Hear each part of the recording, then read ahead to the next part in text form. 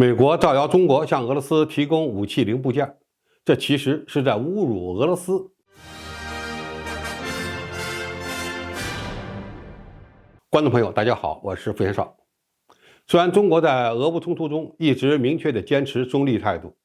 但美国政府仍然在不遗余力地想拉中国下水。据彭博社报道，目前七国集团正在讨论是否制裁向俄罗斯提供军用零部件和技术的中国企业。这项指控源自于《华尔街日报》在2月4日发表的文章。这篇文章声称，中国不仅向俄罗斯军方提供了范围广泛的军民两用商品，还提供了军事装备。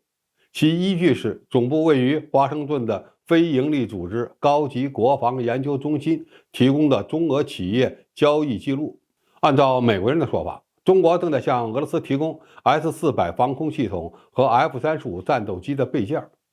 你没听错，中国本来是 S-400 和 F-35 的采购国，现在被西方污蔑为向俄罗斯提供了这两种武器系统的备件。更奇葩的是交易的金额，比如他们指称中国公司向俄罗斯国防工业的一家公司提供了价值120万美元的苏35战斗机的零部件，此外还涉及到 S-400 防空系统的机动雷达装置。在西方国家看来，这些东西能够帮助俄军在乌克兰提升军事实力。显然，具有正常思维能力的人都不会做出这样的判断。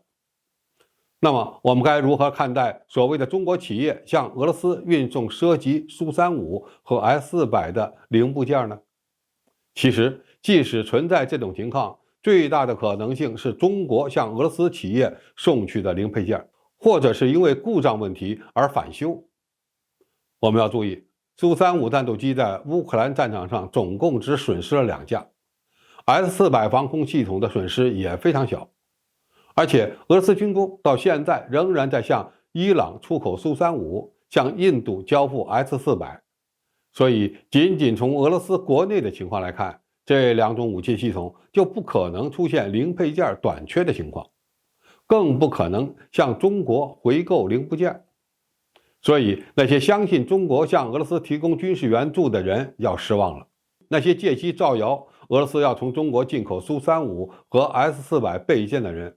目的可不仅仅是污蔑和抹黑中国，而是要羞辱俄罗斯，离间中国与欧洲的关系。首先，美国企图利用这件事儿，故意模糊和歪曲真相，造谣生事，以挑起事端。中国购买和装备了从俄罗斯引进的部分武器系统，这就不可避免的会涉及到与维修保障相关的交易。美国军方和拜登政府当然明白，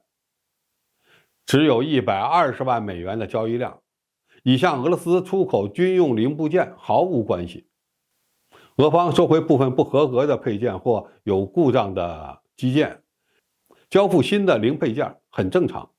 美国把一件无中生有的所谓中国可能向俄罗斯提供军事援助的事儿拿到 G7 集团的会议上来讨论，就是在故意抹黑中国的形象。而有些中国的自媒体不认真思考，不分辨真伪，不顾及国家利益，曲解中国外交部发言人的谈话，等于是在帮助美国，这是必须接受教训的。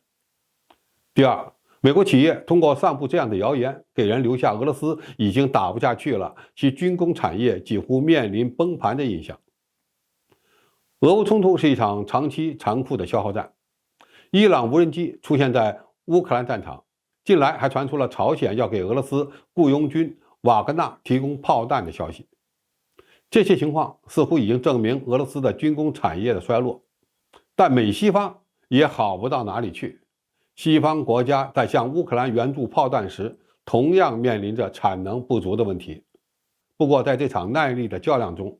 俄罗斯相对而言比较孤立。如果美国能够证明俄罗斯军工企业连自己最擅长的苏35战斗机、S-400 防空系统的零部件都无法正常供应，那么就可以极大的羞辱俄罗斯。这也是美国在这件事上极力造谣的第二个目的。对于中国而言，为了避免被美国抹黑和利用，与俄罗斯开展正常的经贸关系时，在某些交易的部分也需要采取一定的保护措施。因为美国人真的是毫无下限。中国从来就不是乌克兰危机的参与方，谁也别想把中国拉下水。如果美国和其他西方国家基于一个虚假的指控对中国企业进行制裁，那么中国人也不是好欺负的，